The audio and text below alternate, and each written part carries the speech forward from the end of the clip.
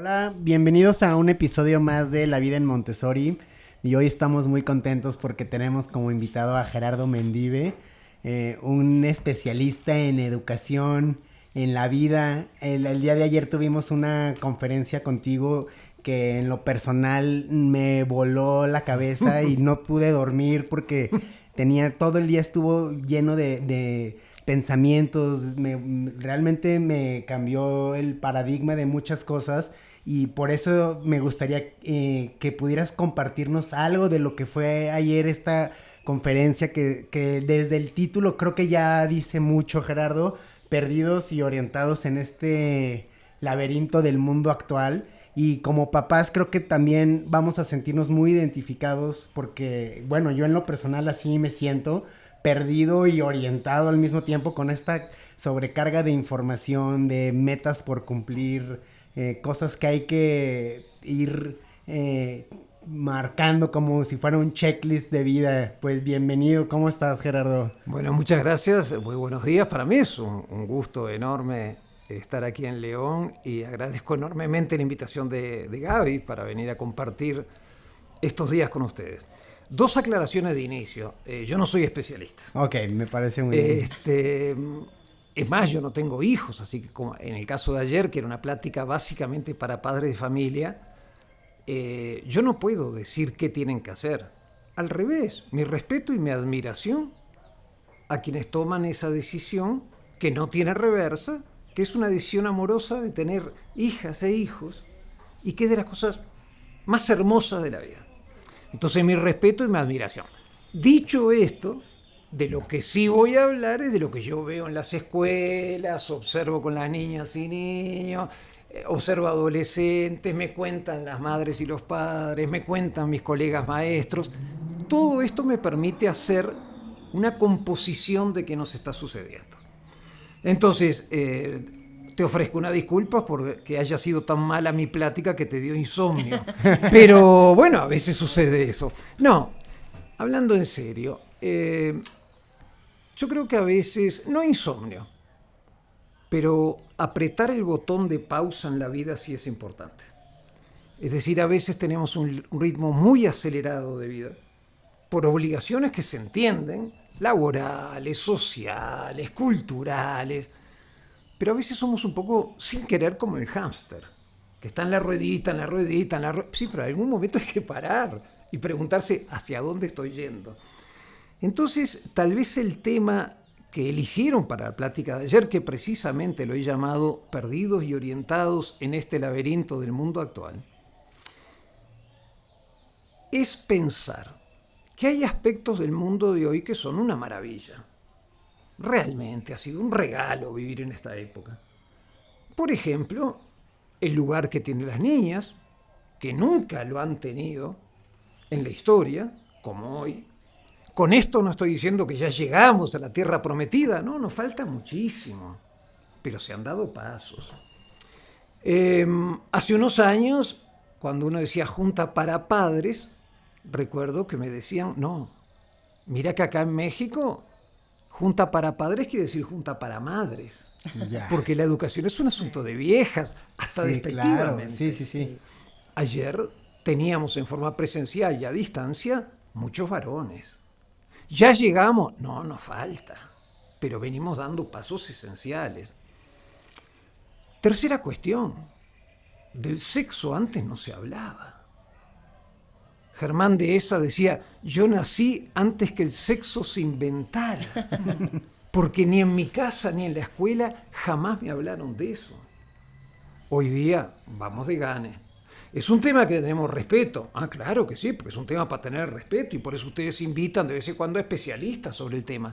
Pero ya no es un tema tabú, del que no hablábamos, que nos costó carísimo a quienes somos personas ya grandes, digamos, por decirlo menos.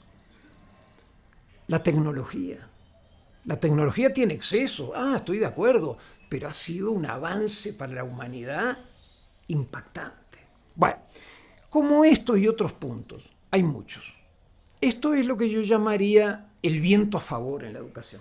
Lo que nos ayuda, Sí. lo que tenemos que agradecer. Pero junto con esto hay amenazas, hay riesgos, hay retos. Entonces en la primera parte de la plática ayer hablamos de esos retos. ¿De en qué me parece que estamos perdidos? ¿A mí, Gerardo Mendive? No a mí. Yo lo que hago es leer. Leo a varios autores y lo que hago es una ensalada con opiniones de otros autores. ¿Y en qué piensan que estamos perdidos? Y yo comparto. Bueno, primero, en cómo medimos la riqueza en nuestros países. Y por eso traía esta cita de Robert Kennedy, tan famosa, donde en 1968 él dice que el Producto Interno Bruto, con lo que medimos la riqueza de nuestros países, mide todo, excepto lo que hace que valga la pena vivir la vida. Y en el Producto Interno Bruto no entra la calidad de nuestra poesía, sí, la compasión, la solidaridad, la estabilidad de nuestros matrimonios. No, todo eso no entra. Pero sí entra el valor de cuando destruimos nuestros montes y nuestros bosques, cuando contaminamos nuestros mares. Bueno, hace 50 años entonces Robert Kennedy, y ojo, no estoy hablando de una figura radical, no, era candidato a presidente de los Estados Unidos. Ya había encendido las alarmas, preguntando a los señores, señoras, ¿a dónde estamos yendo? ¿Qué entendemos por desarrollo?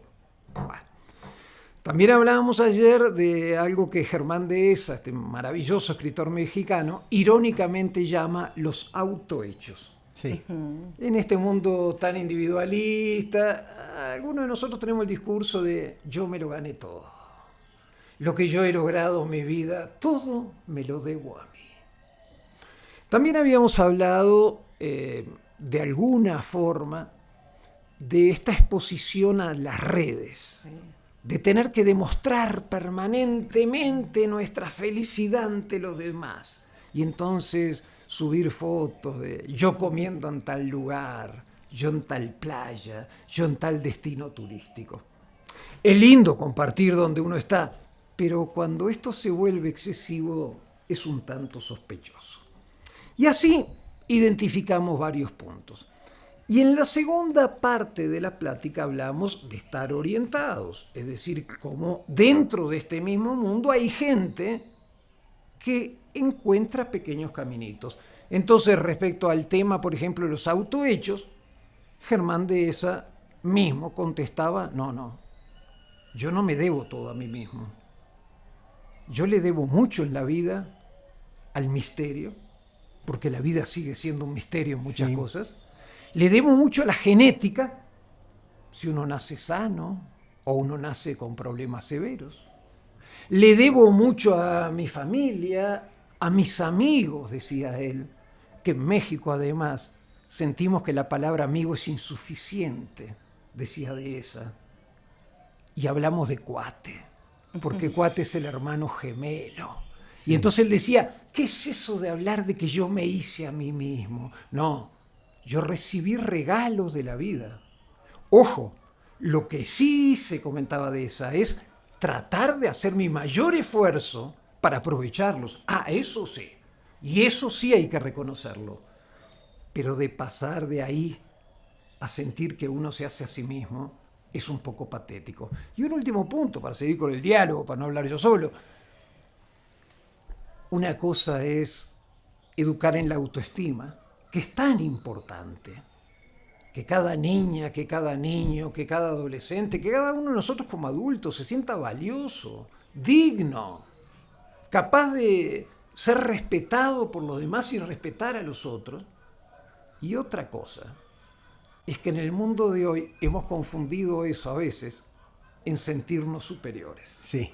Y ahí hay una delgada línea entre lo que es autoestima y sentirse superior a otros. Entonces, de todo esto estuvimos platicando ayer, no sé si es como resumen más o menos inicial, nos sirve. A mí me encantó eso, y algo que también se me quedó muy grabado ayer fue los actos de rebeldía, que antes eran actos en sí de rebeldía, y que hoy también responde a una necesidad de mercado, de social, de hacerte el rebelde. Hoy ser punk pues ya no es ser punk como antes.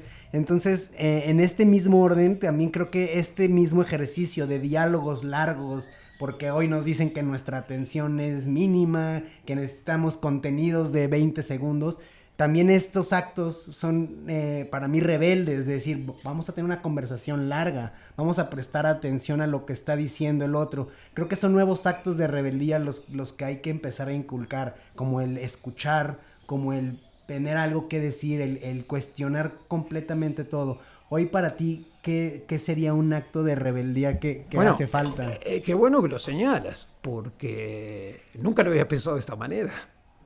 Pero ¿cuáles serían rebeldías, por ejemplo, en las cuales yo hoy me afiliaría? Y la rebeldía a que el mercado no decida cómo va a ser mi vida. Sí. Esa para mí es la primera rebeldía. Yo quiero vivir mi vida de acuerdo a mis convicciones, con influencia, escuchando, por supuesto que sí, no dándole la espalda al mundo de hoy. Pero que el mercado no decida cómo tiene que ser mi felicidad. No decida qué ropa de marca tengo que usar yo para demostrarle a los demás que soy triunfador. O qué marca de carro tengo que tener o a qué destino debía haber ido. Gerardo, perdón. ¿Y cómo inculcar a nuestros adolescentes, a nuestros niños en esta línea? Bueno, buenísimo. Yo creo que ahí hay que educar en y para la libertad.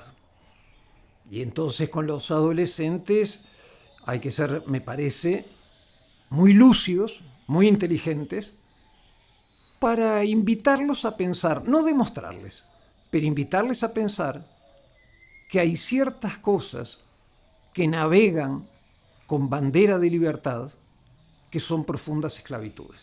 Wow. ¿Cómo cuáles? Por ejemplo, la drogadicción. Entonces, aparentemente el acto de drogarme es un acto de libertad. Entonces yo elijo drogarme. Sí, pero en definitiva, a través de esa droga, por un lado, estoy renunciando a mi capacidad de vivir en el mundo real y entonces entro en lo que Huxley llamaba la felicidad química o las vacaciones químicas. Y segundo, estoy formando parte de un mercado que se está enriqueciendo con mi adicción. Tercero, que la palabra adicción, según dicen los que saben, viene del griego y significa esclavo. Entonces, bueno, cuando uno está con adolescentes que son muy lúcidos, muy críticos, que no les gusta que le bailen su libertad, si uno encuentra caminos para que ellos se cuestionen estas cosas, a sus edades, ojo, no estoy diciendo presentar esto a un niño que no tiene necesidad. Claro. No, en sus momentos, bueno, es interesante. Enseñarles que el conocimiento, hablando de forma de rebeldía, que el conocimiento es una forma de rebeldía, que la sabiduría es una forma de rebeldía, que el tener una disciplina en lo que te gusta es una forma de rebelarte. ¿Rebelarte frente a qué? A la mediocridad. Wow, sí. Rebelarte frente a la pobreza. Y ahí me da miedo caer un poco en el chantaje emocional, pero no es lo mío.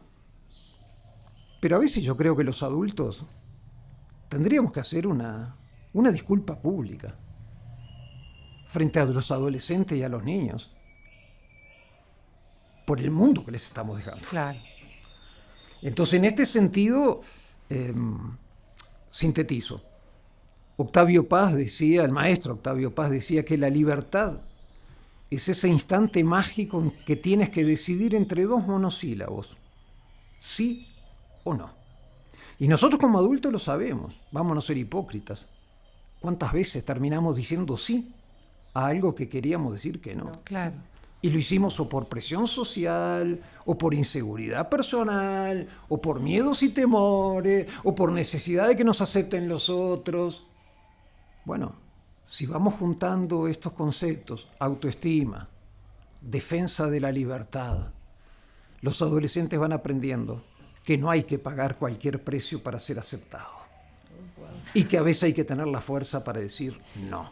Entonces, cuando hoy hacemos pilates, y qué bueno mantener nuestro cuerpo lo mejor que podamos, no nos olvidemos que también hay que hacer pilates con la voluntad, con la autodisciplina, con que no te acostumbres a que si quieres algo, te lo van a dar envuelto para regalo.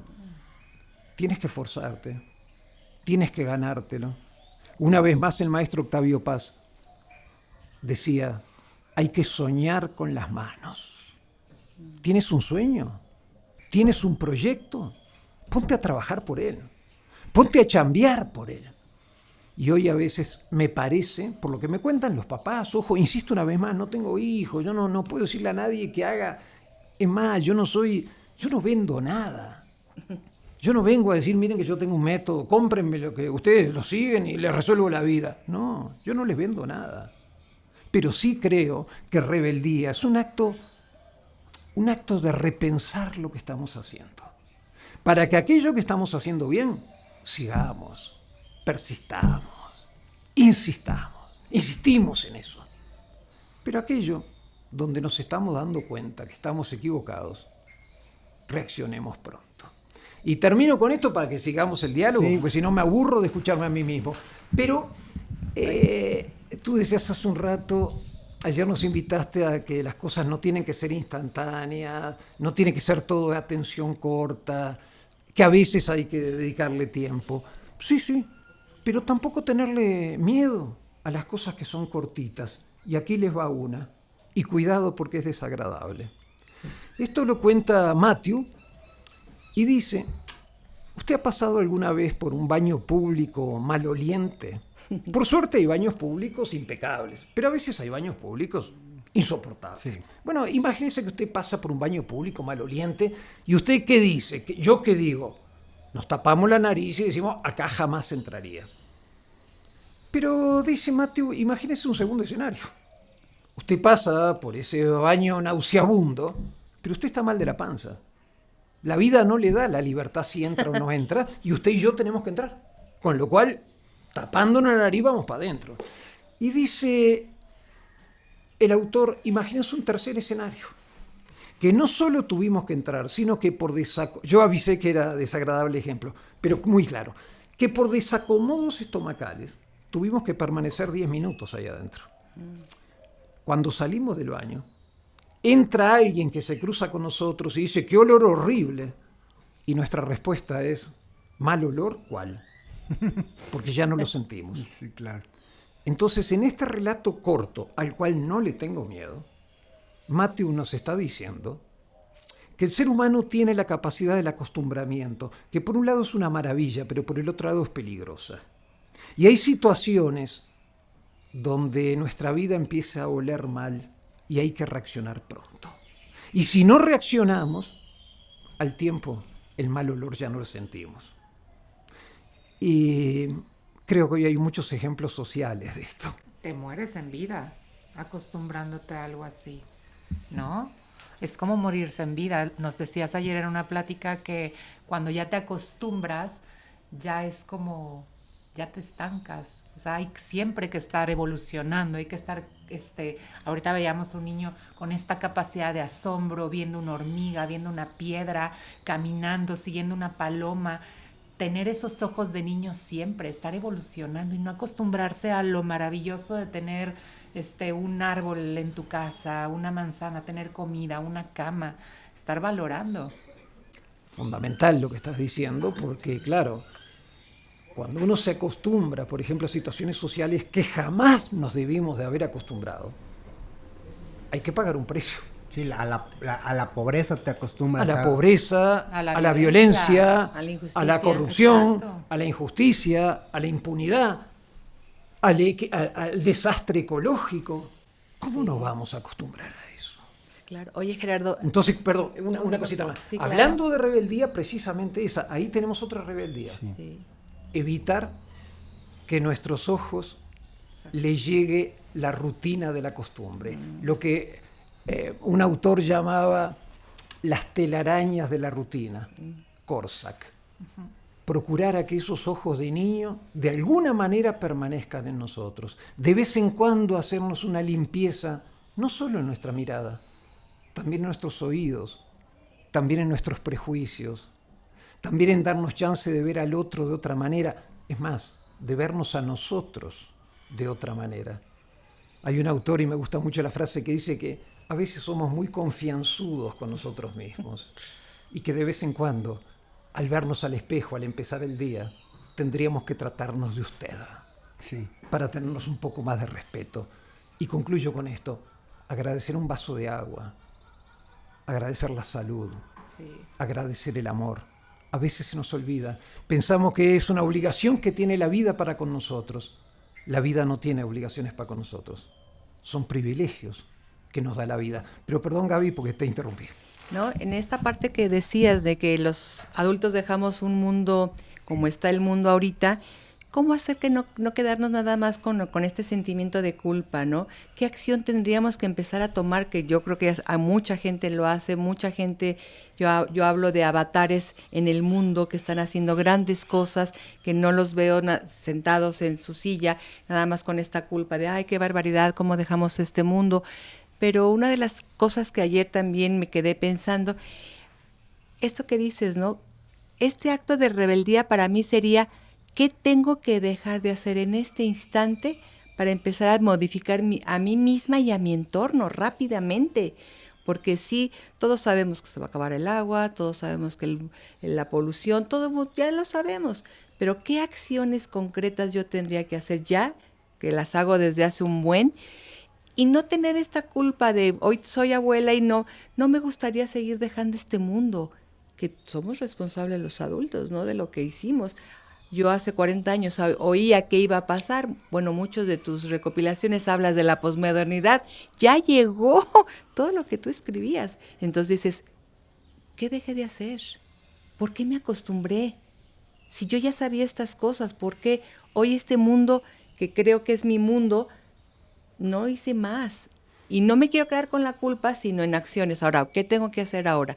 Si quisiera dejar un pequeño mejor mundo, sobre todo a estos niños de aquí, a los de León, a mis nietos. No sé, esa es como... Bueno, la primera cosa que ustedes sobreestiman mi capacidad de respuesta. Yo no tengo respuesta para muchas de estas cosas, ¿no? Que más quisiera, no las tengo. Pero sí creo que hay algunos lineamientos o alternativas. La primera, Gaby, me parece que es, diría, porque yo tengo dos raíces. Tengo una raíz en Uruguay, donde nací, país que quiero mucho, evidentemente. Y la otra raíz la tengo en México. Vivo acá hace 43 años. Tengo más años de vida en México que en Uruguay. Con lo cual tengo paisanos uruguayos y paisanos mexicanos. Un paisano uruguayo, Mario Benedetti, muy querido, por cierto, en México, en uno de sus poemas dice defender la alegría. Wow. Y yo creo que esa es una alternativa. Hay problemas, hay conflictos, hay dificultades. Hemos estado hablando de esto. Pero que esto no te conduzca a la tristeza, a la angustia. Porque cuando te sientes derrotada, ya te ganó el adversario.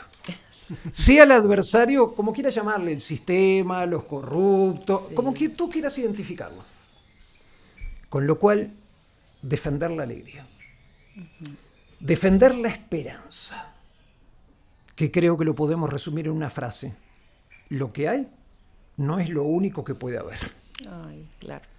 Porque cuando tú te pones la mano en la nuca y dices me entrego, así va a ser esto siempre, ya te estás dando por derrotado. Es dejar de tomar por sentado que las cosas existen. Claro, las cosas son así porque se han construido culturalmente y se pueden deshacer culturalmente. No tienen por qué seguir siendo así. Sí, ayer que mencionabas eso me sentí muy relacionado con, y hablando de qué podemos hacer, para mí solamente observar el universo, observar el mundo, ya tiene muchas respuestas. Tan solo ver todos los días que hay un evento cosmológico donde sale el sol, se pinta el cielo y diario te da una oportunidad para volver a empezar. Pero por favor. Para mí eso es como empezar a lo básico. Imagínate. Y ya que este programa es básicamente para padres, cuando una mamá o un papá escucha como dice, papá, mamá, qué regalo de la vida. Totalmente. ¿Verdad? Aunque a veces te saturen, pero qué regalo de la vida. Y después, creo que también hay, Gaby, otras formas de lucha. Algunas son muy conocidas, que comenzaron con cosas muy pequeñas. Voy a poner un ejemplo. Una de las grandes líderes de la lucha por los derechos de lo que hoy conocemos como la comunidad afroamericana en los Estados Unidos, Rosa Parks, empezó con un gesto muy pequeño. 1955, Montgomery, existía una norma que la población afroamericana, o negros, como llamamos habitualmente, la población negra, como se decía en aquel momento, y que ellos reivindicaban además en la lucha de la comunidad negra, así le llamaban, no podían sentarse en los camiones en ciertos asientos. Y de repente Rosa Parks, una costurera, chaparrita, venía sentada, afroamericana, venía sentada, y cuando suben unos blancos, había asientos disponibles atrás, pero la hacen levantar para dar esos asientos a la población blanca. Otros 3 personas negras se pararon. Rosa Parks dijo no. De ese no, algo tan pequeño, comenzó una enorme movilización que llevó a la reivindicación de los derechos de la comunidad negra en los Estados Unidos. Entonces, tenemos personas que han luchado, que los conocemos, en México ni se diga, para las grandes transformaciones políticas que ha habido este país, gente que empezó con actos muy pequeños. Pero también, y a estos me quiero referir y agradecer particularmente, porque seguramente algunos de ellos nos escucharán, esas resistencias que ustedes hacen todos los días en su casa, donde mi casa expresa lo bueno del mundo, pero resiste a lo malo de nuestro entorno. Y esa es una forma de resistir, porque entonces tus hijos se van educando en otro ambiente.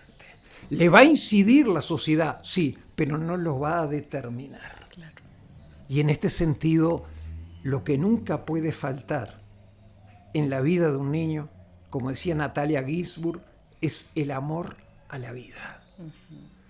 Que vean a ustedes como padres que más allá de sus agobios cotidianos, de la dificultad para llegar a fin de mes, para pagar las cuentas, de las broncas de pareja que de vez en cuando uno vive, sigues disfrutando la vida, te sigue alegrando la vida y transmites ese amor a la vida. Así que hablando de resistencias, miren todas las que hemos encontrado. Sí. La alegría como resistencia, la esperanza como resistencia, tu hogar como resistencia, la capacidad de sobreponerte a las dificultades. Valorar lo pequeño. Valorar lo pequeño, las pequeñas cosas de la vida y saber que lo que hay no es lo único que puede haber.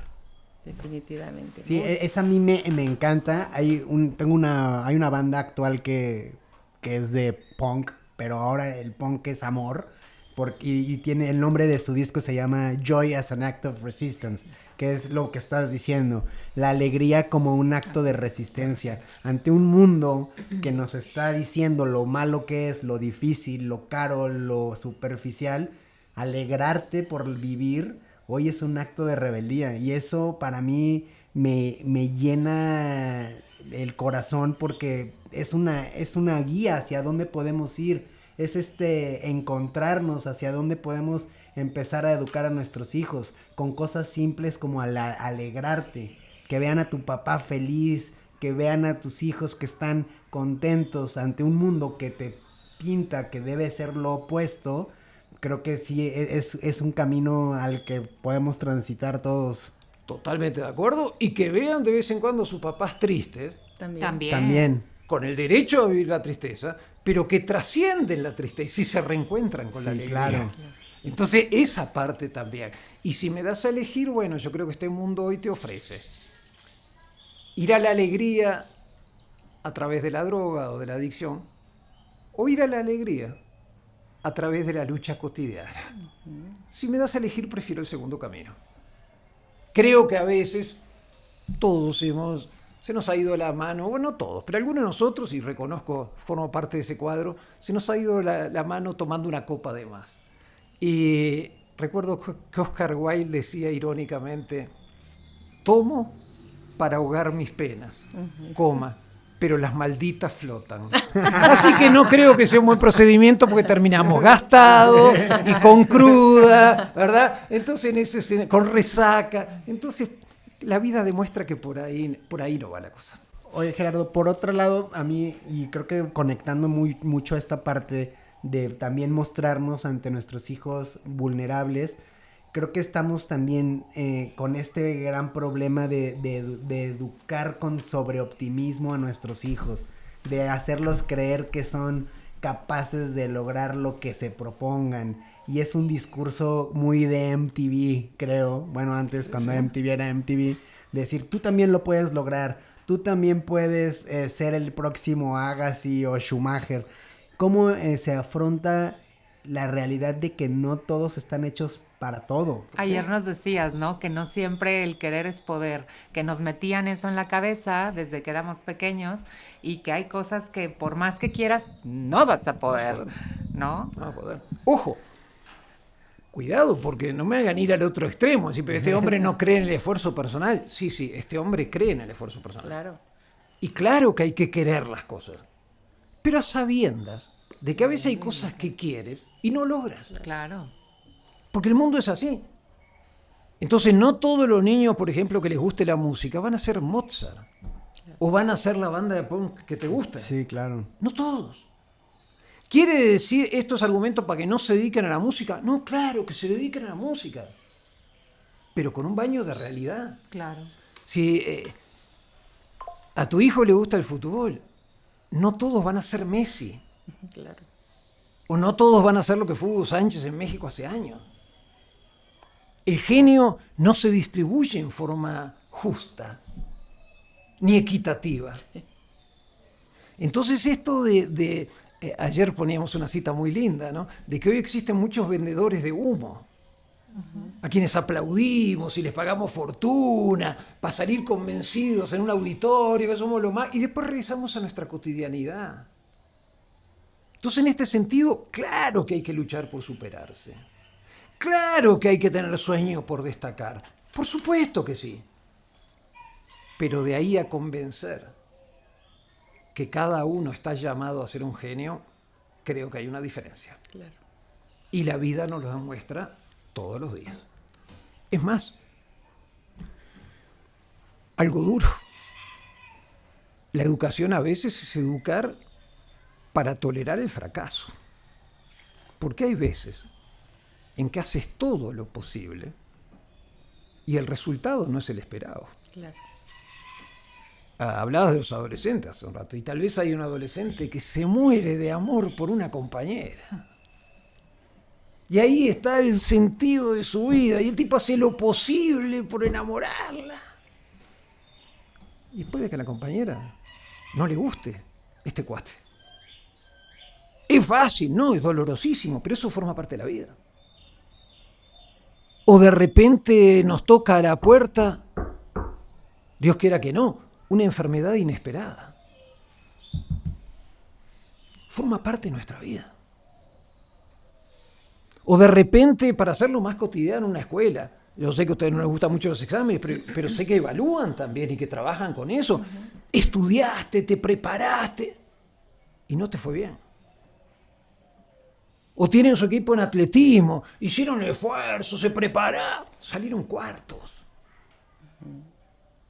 No digo educar para la derrota, no, educar para que nos vaya bien, pero sabiendo que la vida es un paquete donde hay momentos de felicidad, que hablábamos ayer, y donde hay momentos de tristeza, claro.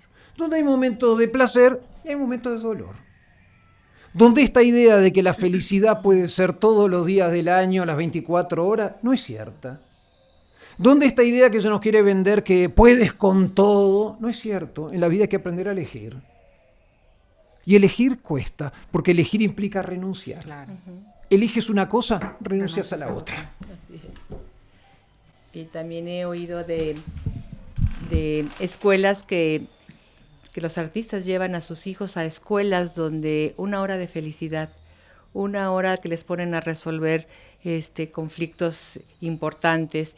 Y yo creo que también nos están vendiendo mucho lo de la felicidad, pero no nos están enseñando a esta parte que tú mencionas, ¿no? Tolerar la frustración, aprender a decir, hoy nací con esto y qué importante ser esta y no parecerme al prototipo de la persona que te ponen, y si tú te estás decretando te vas a parecer a esta persona, decrétalo, anhélalo, que mucho se habla de este pensamiento mágico, ¿no?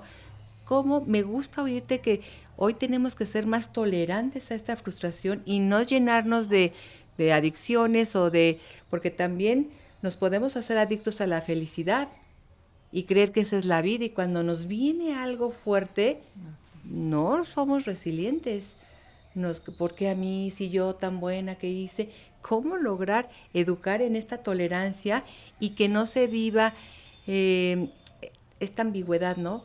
Por un lado, queremos que sean niños tolerantes, por otro lado, queremos que sean felices, y por otro lado, no queremos que sean consumidores, por otro lado, qué complejo está siendo hoy educar en esta libertad con tantos obstáculos, porque finalmente, si me preguntas cuál es el objetivo de la vida, para mí es aprender. ¿A qué viene esta vida? A aprender, a encontrar mis propias batallas, elegir lo que no me gustó, que todavía tengo la posibilidad de modificar. A mí, si me preguntaras ahorita, ¿qué pondrías tú en esta canasta para educar? Yo haría niños mucho más tolerantes a la frustración, mucho más asertivos, mucho más convencidos de que lo que tú eres un regalo. Un milagro, como eres decimos. Un milagro. Entonces sí, me gusta oírte, tú cerraste con cosas muy valiosas en el que yo me quedo con eso, ¿no? Decir, cada día es maravilloso, pero cómo transmitir a un grupo de personas que no educar no es tenerlos una hora de felicidad, claro, o una hora de no sé qué, una hora de huerto, una hora de... No, eso no es educar. Bueno, buenísimo, Gaby, porque creo que estás señalando cosas que son absolutamente esenciales. Y me invitas acá a agregar lo siguiente. Yo tuve un maestro, y sirva esto como homenaje a él, un maestro mexicano a quien yo quise y quiero mucho. Él murió, pero lo sigo teniendo muy presente, que es el doctor Pablo Latapí. Pablo Latapí Sarré. Un hombre sumamente sabio en educación, un referente en educación, no solo para México, fue representante de México ante la UNESCO, un hombre muy preparado. Y cuando le dieron, unos años antes de morir, el doctorado honoris causa en la Universidad de Sonora, en su discurso de aceptación en Hermosillo, él habló sobre la educación de calidad. Y comenzó diciendo que era una trampa hablar de educación de calidad, porque la palabra educación implica que es de calidad. Como se habla de educación de calidad, que habla de una educación de no calidad, ¿qué sería, no? Pero dijo, bueno, como hoy se habla tanto de educación de calidad, voy a aceptar. ¿Qué requeriría, según él, una educación de calidad? Él hablaba, a ver si me voy a acordar de los 4, pero hablaba de desarrollar 4 conceptos que no están separados, los separaba simplemente para que la exposición fuera más clara. Educar las inteligencias, que nuestros niños sean inteligentes, críticos, lúcidos. Segundo, educar en el carácter, hacerte fuerte. Lo que tú hablabas de la resiliencia. No sabemos lo que te va a esperar en la vida, claro, más vale que sea fuerte. ¿Ah? Tercero, educar en los sentimientos. Reconocer lo que estás sintiendo, ponerle nombre, expresarlo, comentarlo. Esto que hoy hablamos de inteligencia emocional, de alguna manera, ¿no? Que decía Goleman. Y cuarto, qué bueno que me acordé de los 4, educar en y para la libertad. Claro. Entonces, para don Pablo Latapí, esos 4 elementos eran absolutamente fundamentales. En cuanto a la aceptación de uno mismo, bueno, hay procedimientos para demostrar que la moda no siempre fue igual. Y que si hoy lleváramos un estereotipo de mujer bella de acuerdo a los medios o a las redes, lo lleváramos a fines del siglo XIX, nos dirían, por favor, manden a estas muchachas por unas gorditas, por unas enchiladas, no dan ni sombra a las pobres desgraciadas. Con estas cosas, yo creo que también se puede educar, ahora que hablaba de adolescentes, a los adolescentes en decir, cuidado que también te pueden vender un modelo de belleza. Y que tú, si eres más gordita, o si, no tienes por qué cumplir con las expectativas de los demás y con lo que te vende la sociedad. Porque esto además nos está causando estragos. Cuidado con esto, ¿eh? No, y al hombre también le genera mucha frustración porque necesita tener ciertos atributos para que la mujer estereotipada te voltee a ver. O para pertenecer a una claro. sociedad. Una sociedad, o para que tenga, yo qué sé, preferencias sexuales distintas, también hay modelos para ello. O sea, no dejarte vender el modelo social. Porque si no, acá estaría lo más grave, no vivir tu propia vida. Exacto.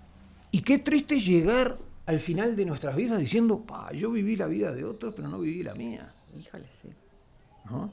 Entonces, en este sentido, la rebeldía, y algo fundamental que me quedé con ganas de decir, y que bueno, pues tú señalabas hace un rato, cómo los papás mostrar a veces su fragilidad. Sí. A mí hay una caricatura que me emociona de Mafalda, que siempre la cito porque es maravillosa.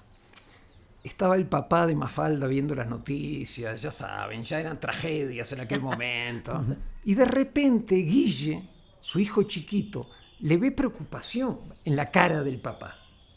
Y se acerca y le pregunta en su media lengua, papá, a mí nunca me va a pasar nada porque te tengo a ti, ¿verdad? El padre deja el periódico, lo abraza, como que fuera una especie de superhéroe, y dice, claro, hijito, ¿cómo te va a pasar algo en la vida si yo estoy acá? Y en el siguiente cuadro, Quino, el autor de Mafalda, vio esto con una maravilla. Hace que el papá se vaya a la cocina donde estaba su esposa y se refugie en forma silenciosa contra las piernas de su mujer. Y ahí está todo. Hay momentos en que tú tienes que transmitir, como padre, una seguridad, una fortaleza que ni siquiera tú tienes. Pero tienes que transmitirla. Hipocresía, no. Tus hijos requieren un ambiente seguro para crecer. Llegar a la edad en que tu fragilidad las puedas mostrar, platicar, dialogar. Pero habrá momentos en que sí, en que tú tienes que dar porque tú eres lo máximo. Sobre todo si tienes niñas, como sé que tienes niñas chicas o niños chicos, hay que verle la cara cuando dice, mi mamá, les hace falta cara. Sí. Mi papá, ustedes son lo máximo. Pero no se queden tan contentos, porque después va a llegar la adolescencia y les van a ver los defectos que ustedes siempre tuvieron, ellos nunca se lo... y le van a facturar el IVA, les van a ver defectos que ustedes no tienen, pero sus hijos sí. Pero eso lo dejamos para más adelante. Ya no vamos a ser tan cool. Otro plática, exactamente. Me gusta muchísimo lo que dices y creo que podemos ir cerrando porque necesitamos un llamado a la acción. ¿Qué hacer? En lo particular, yo siento esta encrucijada de decir... les doy esta cara de felicidad, esta alegría constante, les planteo este mundo en el que pueden desarrollarse, pero al mismo tiempo también me da mucho miedo criarlos débiles, criarlos sobreprotegidos, crearles una ficción de vida. ¿Qué hacer? ¿Cómo es ese equilibrio? No sé si tengas la respuesta o alguna... anotación, pero creo que muchos papás podemos sentirnos como entre le doy todo, pero al mismo tiempo darles todo es darles nada. Echarlos a perder. ¡Qué frase! Dar todo puede ser dar nada. Sí. No tengo respuesta. Tengo apuntes. Me gustó esa palabra. Sí. Tengo apuntes. Un apunte es que en mi experiencia educativa, que ya es mucha, de la cual capaz que no aprendí, pero es mucho, son muchos años de andar visitando escuela. En México he estado en todos los estados. Algunos los conozco más a fondo, otros solo la capital. Conozco escuelas de nivel socioeconómico muy alto, trabajo en escuelas donde hay muy poca cosa, a nivel económico. He aprendido que los grandes problemas en educación están en los dos extremos. Donde hay carencias enormes y donde hay exceso.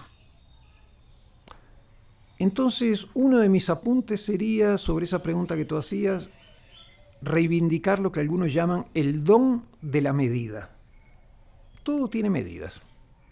Y esto, por supuesto, que los griegos ya hablaban de esto, ¿no? La sabia medianía. Dar. Por supuesto que hay que dar muchas cosas, pero no dar en exceso. Sabiendo que El exceso de estímulos, por ejemplo, como ha dicho algún autor, apaga el deseo. Si das muchos estímulos, esto hace que se vaya apagando el deseo. La capacidad de esperar, la curiosidad, el saber esperar. Y todos nosotros sabemos que a veces disfrutamos más las cosas esperándolas que teniéndolas. Fíjense qué paradoja claro. la vida. Y a veces parece que no lo hemos aprendido esto. Y entonces el mercado nos dice, te hace falta algo para ser feliz. Ven, yo te lo vendo. Ven y cómpralo. Sí. Y ahí vamos nosotros. Ojo, comprar algo de vez en cuando, qué bueno, quien no pueda hacer, hágalo. Claro. Pero asegurarte y educar a tus hijos en que la felicidad la van a comprar en una barata, en una tienda departamental, me parece que es un cuento. Y la tercera cuestión, y hablando de cosas breves, Armando Fuentes Aguirre, quien firma como Catón, el periódico Reforma en Ciudad de México, el periódico El Norte por estas tierras, hace un tiempo escribió un artículo que a mí me llamó mucho la atención y que, si me acuerdo, dice más o menos lo siguiente. Llegó y me dijo, buenas. Perdón, le dije, ¿quién es usted? Disculpe, olvidé presentarme, yo soy la Gota Flaca. ¿Cómo? ¿Quién?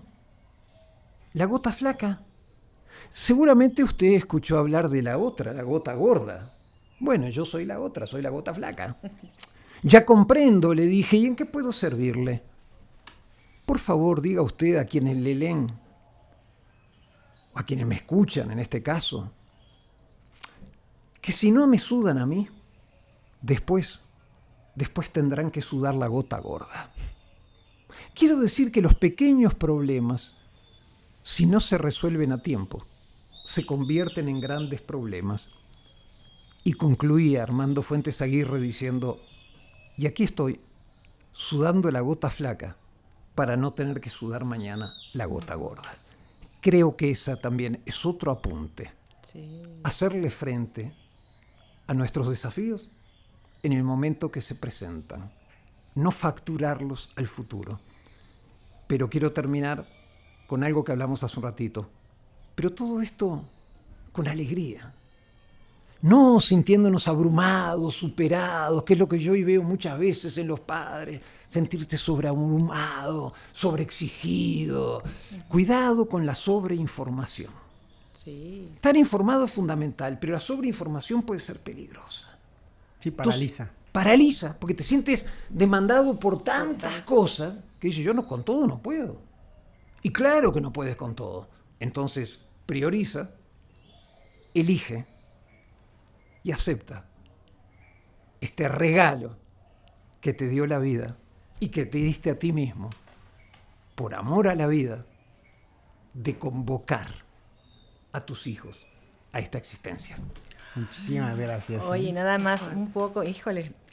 Ayer también hablabas de un ejemplo de una señora que regó sus cenizas en un centro comercial, ¿no? Sí. También me impacta en el sentido, ¿cómo no llevar a los niños a ser consumidores? ¿Cómo también de verdad, sé que lo mencionaste ayer en la reunión, y un término que no nos gusta a nadie, pero que se ve a día en las escuelas, este tipo de reyesitos, ¿no? Que no los puedes frustrar con nada.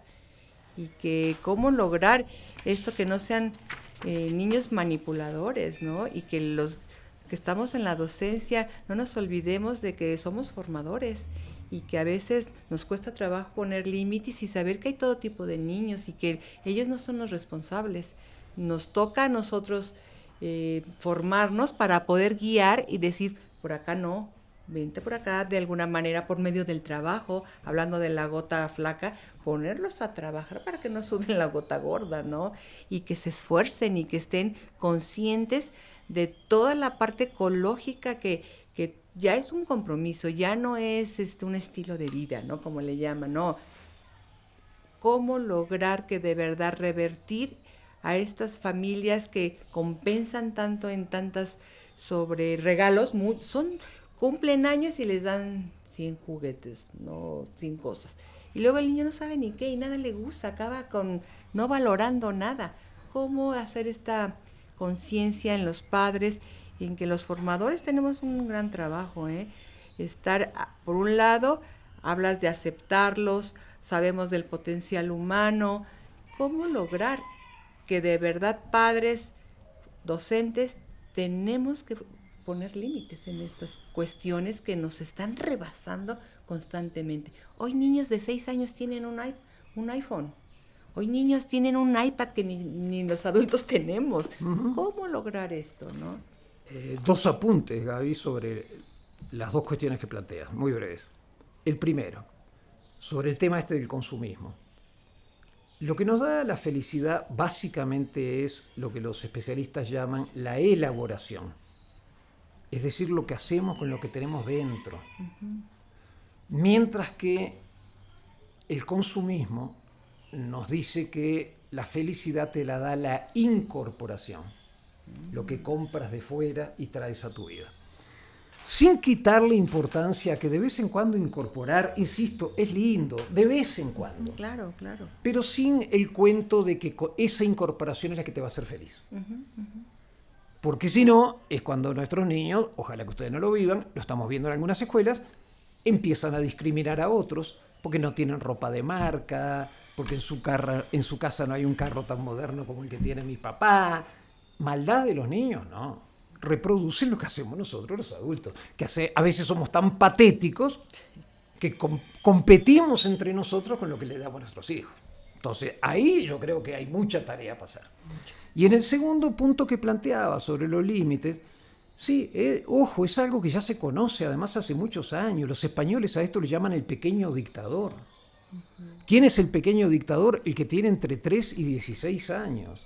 Es el que manda en casa. No pide las cosas, las exige. Sí. No le podemos decir que no porque tenemos miedo a que nos haga un berrinche. Bueno, ojalá que ustedes no lo vivan. Hay escuelas donde están llegando papás y nos dicen a los maestros, maestro, ¿te puedo pedir un favor? Sí, cómo no, para eso estoy. No le puedes pedir a mi hijo que me haga caso, porque mi hijo no me obedece. Puta, si no te obedece a los 5 o 6 años, ¿qué nos espera cuando llegue tu hijo a los juegos de las grandes ligas? Sí, entonces, en ese sentido, concluyo con esto, no es posible educar sin autoridad. Claro. La autoridad tiene que estar. Claro. ¿Qué sucedió? Es comprensible lo que sucedió. Vivimos durante muchos años en el autoritarismo, que tuvo algunos logros, sí, pero tuvo grandes problemas. Entonces sí, era esperable que hubiera un cambio. Sí, pero en algunos casos nos fuimos al otro extremo. Sí. Y pasamos del autoritarismo al vacío, al abandono, donde todos tenemos niños y adolescentes gigantes con adultos chaparritos. Ojo, estoy contento con niños y adolescentes gigantes, que defiendan sus derechos, claro, que nos cuestionen. Pero necesitan estos niños y adolescentes gigantes, adultos gigantes. Claro. No amigos. Ahí creo que está el problema, que nos hemos ido achaparrando, por decirlo menos. No amigos. O sea, no. Un padre de familia, bueno, eso lo pienso, lo compartíamos ayer, ¿no? Un padre de familia nunca puede ser un amigo de su hijo. Tiene que tener autoridad. Tiene que tener autoridad. Ojo, puedes tener autoridad en forma amigable. Claro. Ah, eso es otra historia. Claro. Amigo, no.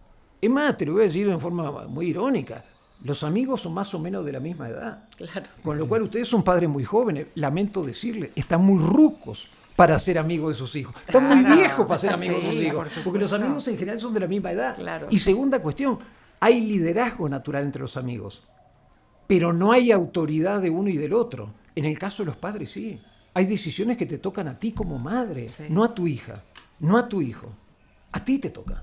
Hay decisiones que te tocan a ti como padre, no a tu hijo, no a tu hija de 5 o 7 años, te tocan a ti como padre. Con lo cual, en este sentido, el abandono es muy peligroso porque confunde las cosas. Y una última cuestión, ayer hablamos con los maestros, los adolescentes, y esto lo dice un gran psicoanalista, uno de los derechos que tienen es a rebelarse. Y necesitan rebelarse para fortalecer su identidad. Pero ¿qué pasa? Que si enfrente no tienen adultos fuertes... Claro. ¿A quién se rebelan? No hay contraste. Claro.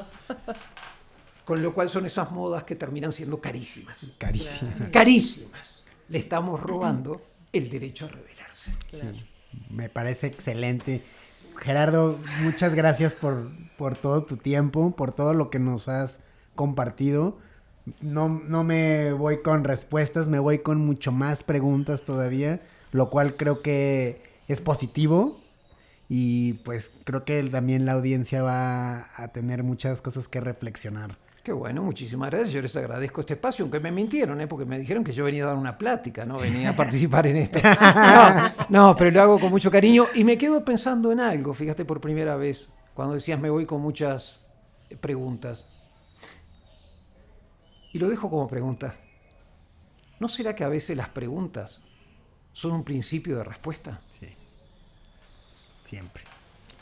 Pues sí. Muchísimas gracias. Al contrario, gracias a ustedes. Chao, Me chao. quedo con preguntas. Chao. Chao. Bye.